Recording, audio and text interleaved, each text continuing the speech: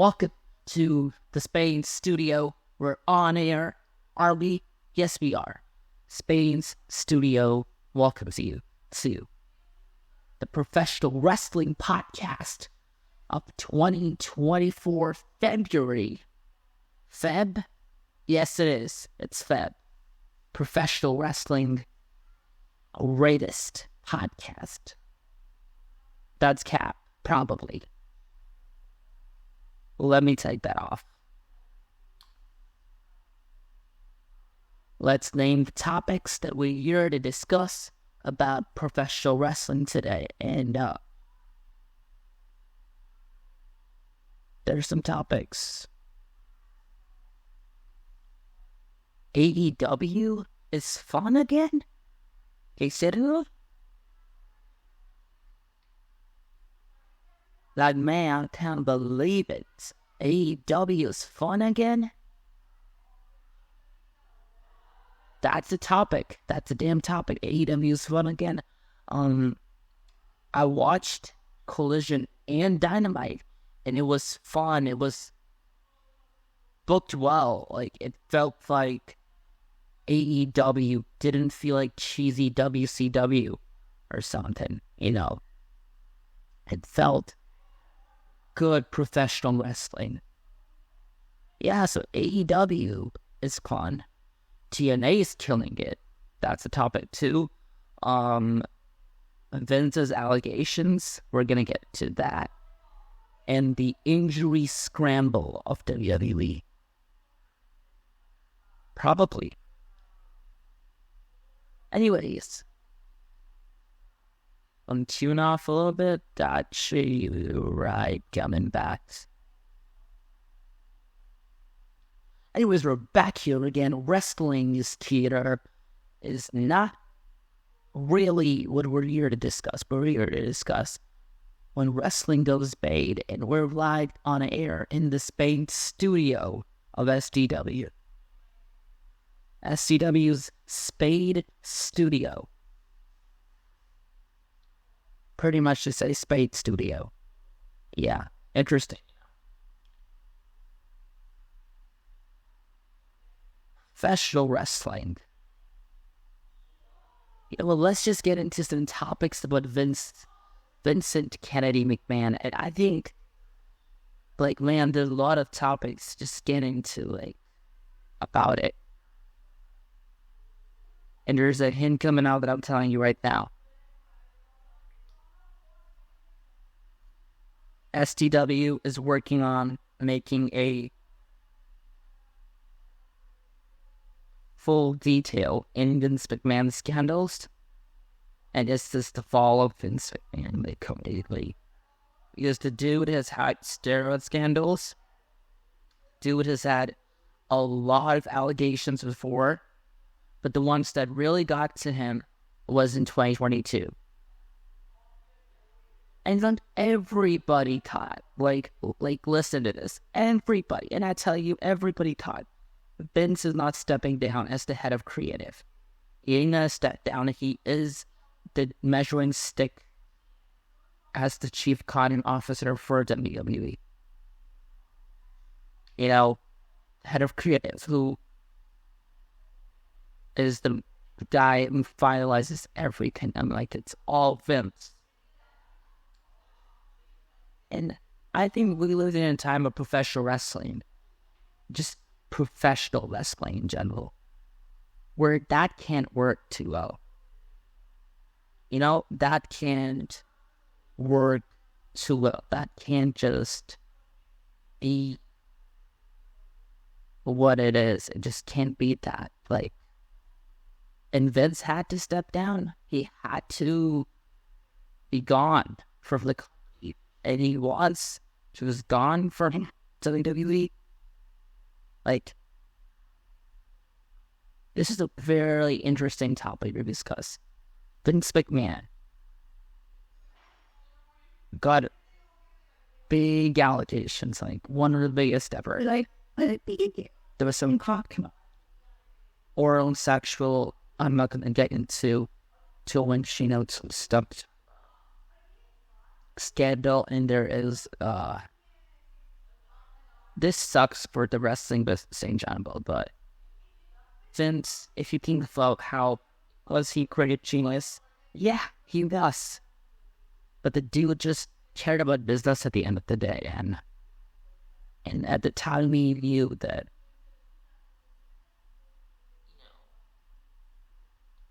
but I still completely believe that he brought Nick Khan in to break professional wrestling.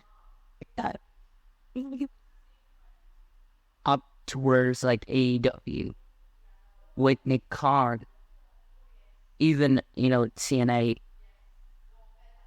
and non-cuts women's division champion Ricky James in 2022. Like when I heard this back then, I'm like, dude. And there were rumors of Cody Rhodes being in the Rumble. His contract was up with AEW. There were rumors of Jon Moxley, Chris Jericho, CM Punk. Like, the shit was going all the words, like, crazy. And Vince is an interesting person in just who he is. He is Vince McMahon. He is the head of.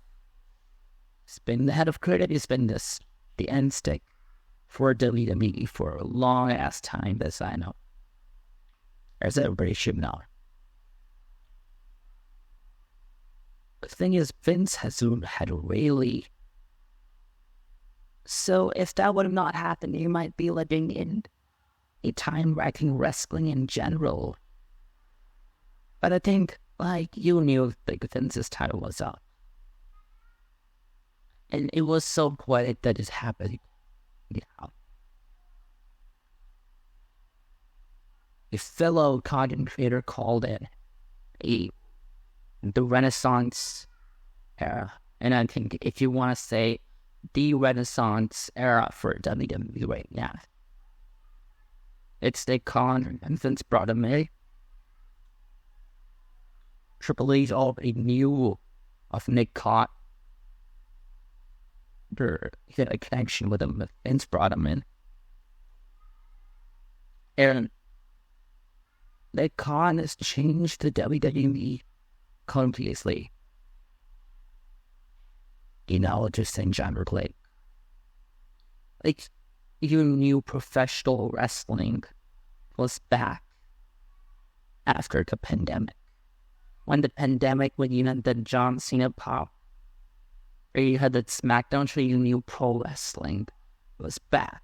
Because you had AEW doing shows, they did Double or Nothing or something, but it just, wasn't it. But professional wrestling in general came back at the time of wrestling. And very poetically dead, and not even dead, but it was really like not what everybody wanted for professional wrestling. The pandemic or something. Whatever. Anyways, Vince, what the best thing Vince did, he has acquired Nick Khan, and Nick Khan has saved and expanded the WWE brand beyond levels that you would think even. That's how good Nick Khan is. Like, that's how good he knows to expand the WWE brand. And he did expand the WWE brand. He did it. That's not something I would not expect, but Nick Khan did expand the brand. He made WWE bigger than it is already, but it made it like bigger and bigger. And that's when Nick Khan, so Vince allegations, dude. Steroid scandals. I don't know what else was up with it there and stuff. But you talk about your top names like Chris Benoit, I will not call him her for me. I think he needs to deserves all his respect for his working career. And do I think should Vince McMahon be blacklisted from the wrestling industry? I don't know. That's where STW will. That's where a video will come out for you to know. For STW is that should Vince McMahon be blacklisted from the wrestling business? Should he face court justice? Because due to these horrific images, not images, just these texts, like, I was cringing myself reading any of them, because it is, like, so painful as a wrestling fan to hear professional wrestling get like this hate, because professional wrestling is cool. That is from the wrestling conqueror Santi. We love Santi Delby. Professional wrestling is cool too. Professional wrestling is live theater as it gets. This podcast, the podcast I do on Google and Spotify, you can go subscribe to them and pledge on Patreons, but for SDW, the podcast I do. This podcast it's not a podcast. This is just me talking about some stuff. But this could be a podcast. I don't know. I'm not really telling you that this is a podcast that I'm currently doing, because I'm not doing the podcast right now.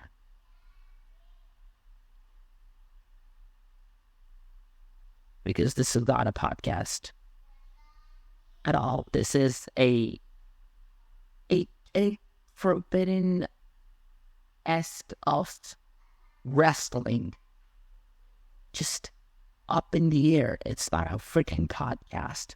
I'm not doing a podcast. I don't think I want to do one yet. But yeah, this is just professional wrestling that is really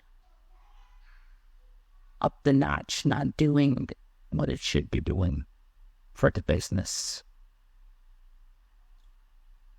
Yeah, dude, Vince, like, I don't know about what we're here to discuss about that, but it's absolutely fucking stupid, because, again, the podcast I do, let me get into this in detail. Wrestling is theater. Theater in live play. You've gone to circus, probably, I don't know. You've gone to live theater, and gone to live theater plays. You see people do, like, there's Broadway, to give you an example. There's stuff to, it's a live theater and play. You do this live theater with characters in front of a live audience who's watching it. That's professional wrestling. But when you see, like, live plays or something, yeah, people can get injured in that too. But in wrestling, it's more dangerous. Wrestling is a live play that you can't. Well, in general, a live play you can't shoot again. It's a live play. You're doing this live role play. But in wrestling, you can't shoot. Like, the injuries are more dangerous because you're wrestling on a freaking like a hard planks, and you're trying to destroy each other.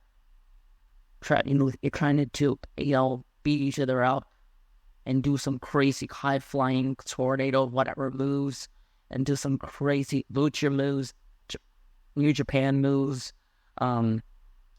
death matches and stuff. This is professional wrestling. Like, you just can't talk about wrestling in a way like that. Like, this is professional wrestling and live play theater. So it is live play theater, but it has more risks than what a live tape. I would not be judgeable to say that if a live play theater has a lot of risk. Because I don't think that's for me to say that does a live play theater have more risks. I don't think that's up for me to say that. But for me to say that wrestling has risks, and that is very true. Bumps, injuries, and we're going to get into those for sure. So yeah, so wrestling is cool. Wrestling is fun. Wrestling is emotion. There's so many things that describe professional wrestling. The one thing that describes it, it's a real injury-prone live play theater. That's why the SDW has come up for me, for our thing here, is Wrestling is Theater's podcast. Again, you can go listen to the Wrestling is Theater's podcast, which is available it was available on Spotify podcasts. Clips are on Instagram if you want to check out sometimes. It's free on YouTube. But now it's available on Google Podcasts. And it's heading to Riverside, where I will be doing face cam podcasts, as I'm doing currently. Yeah. I'll be doing face cam podcasts, as I'm currently doing in the wrestling industry. So yeah, professional wrestling is something that is fun. And Vince being blacklisted from it, I will not really comment on that yet. That's for another day. But look, we've got to the Vince topic. Let's talk about something fun now, alright? AEW is so fun.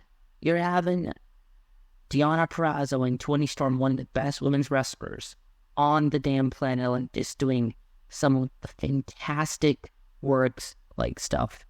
Like, the women's division has kicked off. Good for AEW. I was not watching AEW. And I think a lot of people just was like, kind of clicked off of it. I think after the MJF debacle happened, I was like, yeah, it's cool, but I was not really tuning into AEW because it was not something that I felt had. But I just got back into AEW, like, just today, and I see, like, AEW is awesome. It's fun. It's indie. It has that independent wrestling feel to it. A little bit, not so much. But I'll take one flop. They're really trying to look like WWE, aren't they? They're trying to put, like, LEDs, like Tony Khan just can't. Tony Khan just can't. And the Doodles got an outfit we're gonna talk about. Sorry I did not say that as a topic, but AEW is fun. Like, again, Tony Stark, Deonna Purrazzo, fun stuff. Mariah May, incredible. I think she's a Japanese wrestling talent, right? I don't know if she's to Rev Pro or a Japanese. I don't know too much about that. You know, like, there's a handful of New Japan stuff I watch sometimes. So, yeah. Mariah May, Toni Storm, that stuff, Deonna Purrazzo, signing, and Surya Deep is back. The main event stuff in AEW is so damn good. Like, I just can't tell you. The main event stuff in AEW is so fun. It is.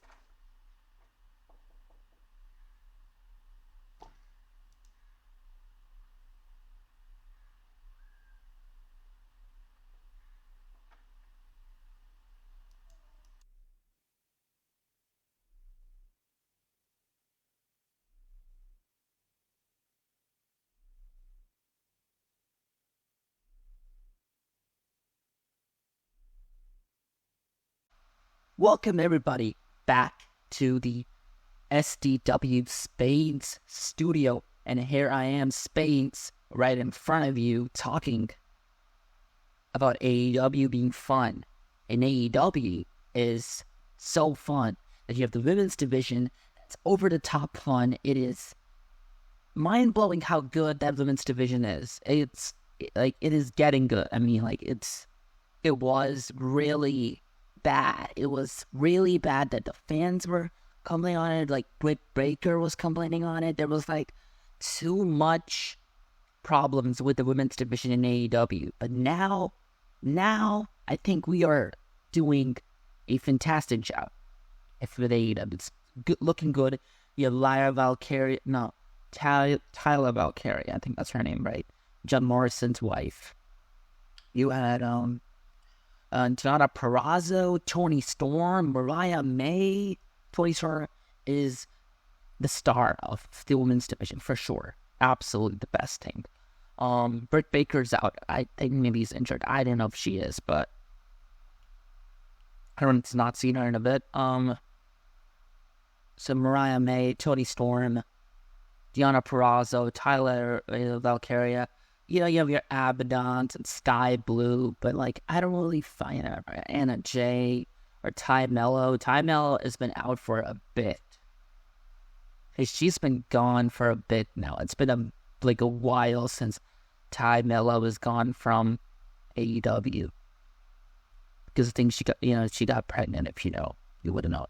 So it makes sense. But there's like AEW's women's division is getting strong.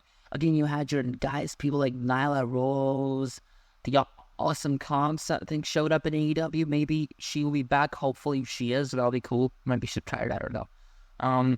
That you got Riho, you got Chris Statlander, you got Julia Hart, and who else you got? You got like Chris Statlander, Julia Hart, yeah, Jade Cargill, she's left AEW. With the baddies, I think, from Jade Cargill's team, I don't know. You have Tina in a way you can say. You have Maria Shafir. You have a lot of people, as I could say. Maybe Ronda Rousey, maybe Mercedes Moné. I don't know. Toni Storm is doing some incredible work, but I don't know if I would like to see her in AEW yet. So yeah, maybe Moné, maybe Mercedes, maybe Mercedes Moné. Quite makes sense if it could be Mercedes Moné. If it is, I don't know, but if it could be, it will make sense. Saraya, Ruby Soho. I'm just forgetting somebody's name here. Forgetting her name. I'm really not getting that name right. Like, I know this one top. Like, she was just champion. Who did Toni Storm beat to become champion? Hikaru Shida. Yeah. Hikaru Shida, incredible women's talent, in my opinion, one of the best too.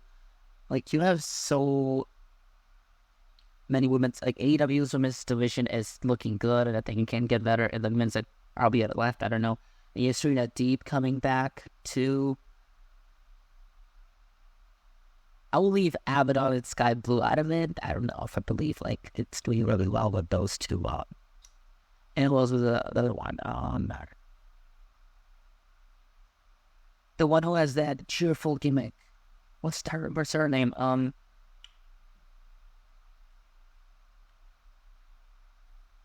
don't know her name, but she has this dancing gimmick.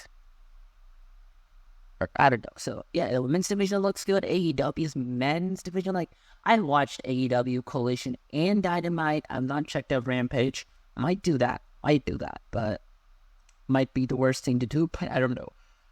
AEW's women's division is so fucking good. It is so, like, there's some good stuff over there. I think it's getting better slowly. Tony Khan is rebuilding it. Then you got the men's division, which is also doing fine, pretty fine. You have your Chris Jericho's, you have your you have Sting and Darby Allin and stuff,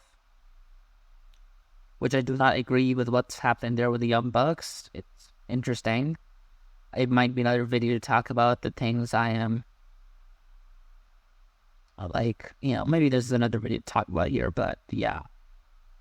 AEW just killing. The main event, see Dealer's Choice with like Hangman Adam Page back in the main event scene. It's been a minute since I've been such a fan of Hangman Adam Page. I thought I was like, he's boring. I lost my interest. But like, Hangman Adam Page back in, Swerve Strickland back in, and like them like just trying to kill each other, and both of them won their matches. RVD showing up in AEW with that match with Swerve Strickland. Oh my god. The Escape the Cage between Daniel Garcia, FTR, and the House of the Black Mask, Brody King, Malachi Black, and Buddy Matthews.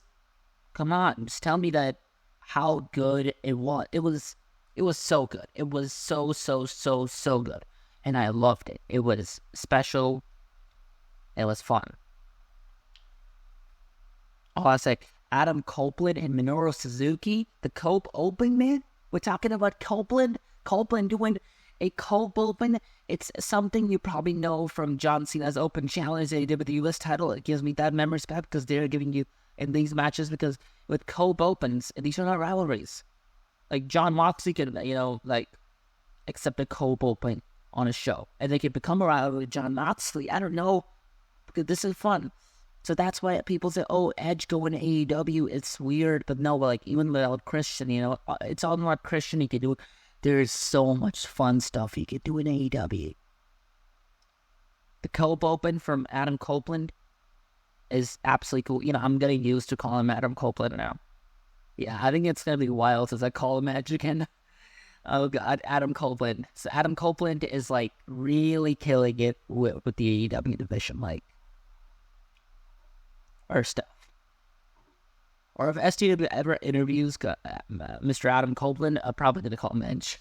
It's fun. I was like, Edge, here is the Rated R superstar, the ultimate opportunist Edge with that. It's career in AEW and WWE and the industry. Let's get into the Adam Copeland, indeed. Copeland is doing such good work, like, with the Copeland. Absolutely fantastic. Absolutely special. Absolutely something that professional wrestling needed. Adam Copeland is killing it over there. Christian Cage, maybe, I don't know, did not see Christian Cage yet. I think he was on the show, was on Collision, and I don't know. Well, where was he? I don't know. But Christian Cage probably is doing still good, probably. So let's move on to TNA. TNA, people. TNA is giving you a underappreciated, undervalued, a underrated wrestling superstar in name of Dolph Ziggler. Dolph Ziggler, as Nick Nemeth, has been killing it on TNA. Attacked Moose when he debuted on TNA. Attacked David Finlay when he appeared in Wrestle Kingdom in New Japan Pro Wrestling. Wrestle Kingdom 18 he appeared at. He attacked David Finlay. What he did was how the black guy attacked the white woman, he also attacked him backstage, and that was fun. Like a press or something. And yeah, so it's really fun. It's really fun. I'm like all in for that shit. Like, Nick Nemeth is doing some incredible work. The women's division in TNA is in my opinion, is the best. The women's division is so good. You have Zaya Brookside. I think that, she's from England. Her dad is Robbie Brookside. He's a British wrestling legend. I don't know more about Zaya Brookside. I don't know if she was from New Japan or something, but yeah. But Marame, I think I know she's from New Japan, or maybe she's out from Rev Pro. I don't know. But Zaya Brookside is a daughter of a British wrestling legend, Robbie Brookside. So Robbie Brookside's daughter, Zaya Brookside. You got that, and you have Aspie Elegance, like Dana Brooke in TNA. You have Jordan Grace showing up in the fucking Royal Rumble. You tell me, man, she came up in the Royal Rumble. And this is not Mickie James. Mickie James was a talent who already appeared at the Rumble, and she didn't, well, we could get into this, but Jordan Grace, incredible talent. I have seen Jordan Grace for the current TNA. I've seen her in Impact. She's so good. I've seen her. I think she was in NWA too. I believe so. I'm not sure, but if I don't, correct me if I would say that. Jordan Grace, incredible talent, absolutely fantastic. Her match with Mickie James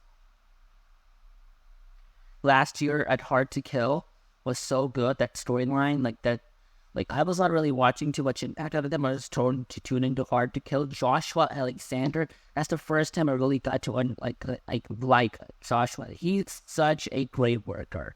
Joshua Alexander is one of the, he's such a good worker. Joshua Alexander with Bully Ray, that match, Bully Ray being a big bully that we all love. Bully Ray is a bully. Him killing it as a bully. So yeah, there's a lot of fun stuff in TNA, and the women's X Division match from Hard to Kill to kick off of the show. I loved it. And Trinity was just there. I would hope maybe she had a little more, run in TNA, but okay. Because I would like her to do, stuff with Hash by Elegance would be a little, fun thing. I hope she might be signed. She would have appeared at the Rumble. She could still do TNA. And could still do WWE. It would be fine to see her face Ash by Elegance. They mentioned the former Dana Brooke from WWE and the commentary team in AEW. I'll contribute on that. The TNA commentary, I don't know his name, Aiden English, I remember that only. Because that's a name you remember from WWE, because that was his name in WWE as a wrestler, Aiden English. Aiden English, or you call him, I don't know what, Tom Hansen, Tom Phillips, WWE's hailing it at TNA as a commentator. Scott D'Amore is such a great booker, it's such a good promoter, better than Tony Khan. Much better than Tony Khan. He brings in a passionate in wrestling fans. He's like a little Mark. He's a promoter. He's promoting this and he's making it the best. Tony Khan is a freaking Mark. He's just a fan of wrestling and just Tony Khan's flaws. And we already talked about Tony Khan's things before. I think we did, and if we need to talk about it. And so it's on the Spades podcast. You can head over on Spades podcast. Wrestling is Theater's podcast. It happens weekly. There are sometimes 1-2 episodes weekly. There's not a specific date where the podcasts are put out, but this is the Wrestling is Theater's podcast. I am your host, Spade, over there, and we talk about a lot of stuff. It's not on Patreon yet. It's soon going to be on Patreon. It's really not strange to know, that it's not a Patreon. Oh, it's going to be a Patreon. Just wait for it a little bit. It's going to be on Patreon. The Wrestling is Theater's podcast, and there's going to be something that I want to talk about. I have something to discuss anyways for Wrestling is Theater, on podcast and all that stuff. I don't know, just something I need to talk about for SGW. So we talked about Tony Khan as well. Scott D'Amore, incredible. Moose, incredible. Alex Shelley, Chris Sabin, the TNA X Division men's talent. Elito Del Kengo, absolutely fantastic luchador wrestling. CMML in AEW with John Moxley. Let's get to that. Let me put that out right there. That was fine. That was actually really good. CML and that tap on John Moxley. Lucha. Lucha.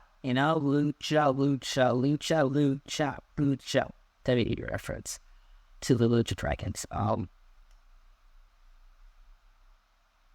So there are a lot of luchas at AEW, apparently, currently. You have Commander, you have obviously, you had, that's his name, Racket Lee, but he's now in WWE. Killing it over there in NXT. We're talking about NXT right after TNA. Just absolutely got Chris say that Alex Shelley, can go lose. This even the X Division, that's fantastic. I don't know too many people that I can remember, but I think they're a cluster of wrestling geniuses in TNA and wrestling legends of TNA legends, and TNA, OGs are still there to killing it. I think Mike Bailey is Mike Bailey is on a TNA. Oh, I'm not sure if it's NTA yet. But apparently, Mike Bailey's there too. Then you have Okada. Grizzled young veterans. Such great tag team stuff. Grizzled young veterans. And I forgot the other two. I don't remember their names too well. They're equal to club team. I think they are. Okada. It's been 13 years almost since Kazuchika Okada showed up in TNA. He never wanted to. He left on bad terms with TNA, as we know. Here at STW, he left on bad terms with TNA. He had a match with Alex Shelly, and it was so it just kind of makes sense to team him up with Alex Shelley. But let's see, that was his last. He had that match with Alex Shelley, and then maybe I don't know what else happened. I don't know too much about this. SCW as the Alex Shelley, incredible talent. Okada, that 6-way tag team match, loved it. What else is there to say? Except I loved the 6-way tag team match. A WWE one would be rest holds and stuff, and I don't know, that stuff. Let's get into NXT. NXT is doing the Dusty Rhodes Classic Cup, and I am really interested in the NXT right now product. That product is worth every single time to tune into. You have that Blair Davenport, being challenger for NXT's, I think most of the I don't know, watching the stuff they did on NXT Deadline, that was a freaking incredible show in my opinion. Not again for Baron Corbin, but Dragon Mon's best match. Baron Corbin's best match, in my opinion, ever. Hot take here. If it was a hot take, I don't know. Baron Corbin's best wrestling match of all time was with Ilya Dragunov. The story was absolutely fantastic. NXT is cool, but TNA is the best kept secret in wrestling. Let's get into the bumpy road to WrestleMania, folks. So, Seth Rollins gets injured and gets hindered by Jinder. See what I did there? Should know. So yeah, Seth tore his meniscus and MCL. Tried to do a light assault to Jinder Mahal, but he tore the meniscus, and you would notice that when he, did the line assault, he, moved his knee a little bit. It felt like he did, and it kind of felt like he injured something there. Seth Rollins is injured, apparently, currently. Yes, he is. He can't wrestle. So you have no champions currently. You have the road to WrestleMania. So CM Punk, that's the worst thing here. CM Punk is people out of... CM Punk is also injured. 4 to 6 months, apparently. And then the Brock Lesnar situation. He's involved something with Vince, apparently. And I hope that's not true. But apparently if it is, I don't know if it is. I don't want that to be true. So yeah, then Brock Lesnar switch. And people injured BB, Braun Strowman. This reminds me of 8 years ago. Not in this big studio, but 8 years ago, watching wrestling, stuff, WWE back then, and that road to WrestleMania. People knew people were injured. They knew Seth Rollins was injured. He tore his ACL, I think, at that time, almost. He tore his ACL, I believe so. He tore his, knee apart. I don't know what happened. Right off the boat. There was Seth Rollins who got injured. It was, it was Randy Orton. John Cena was injured. See, you had all these guys out. All your big guys. Sting got injured. Cesaro was out of action. You tell me, they're already about problems there. Yeah, see, the wrestlers injured back then too. And my little biased, I don't know if I would go back and see WrestleMania again. But that's almost cool to see WrestleMania, but I knew that there was some stuff that I hated on it. The stuff that I hated on it was Jon Moxley versus Brock Lesnar, Dean Ambrose, absolutely a friggin' goofball. Brock it, and we got to know from inside the rope source that Brock Lesnar didn't like working with Jon Moxley, and as he just found him really like, a maniac and was expecting to hurt him in the ring or something, and was not cool working with him for this line. So he just fucked up the match because he's not like Mox. So the attitude. We find it because again, that's the attitude Vince was given Moxley. Like I can say Mox is sometimes a bit like a drunk lunatic friend or something. His gimmick is being goofy, just a lunatic that he was, and Dean Ambrose, and he's on 100% for what he was doing in WWE's team first.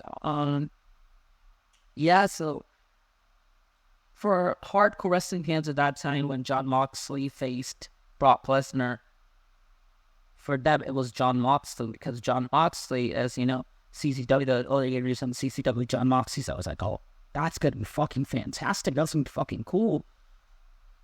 But no, that didn't happen, and we got in a much, and we knew that Jon Moxley is such a great worker. It was meant to was all fingerprints on Dean Ambrose. That's the character he wanted to have. That's why he wanted him to act all the time. Not act like Jonathan David Good, or not Jon Moxley. That's how we saw it in AEW and Jon Moxley faced Kenny Omega in a lights out match. You tell me that's one of my favorite matches in Jon Moxley. Just Jonathan David Good's career. That lights out match is fantastic.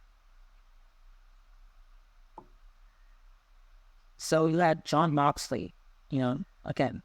So we're back here now. We're at the Spades studios. I'm here to tell you on the Spades STW studio, right? I'm ready to tell you that we have people injured again, and people who are, legally out of action. You people who are, getting removed. It's a strange world, man. This is a really bumpy ride of road to WrestleMania. We could talk about some good stuff like Jade Cargill looking strong as heck. The Elimination Chamber card, which will be done from SCW soon.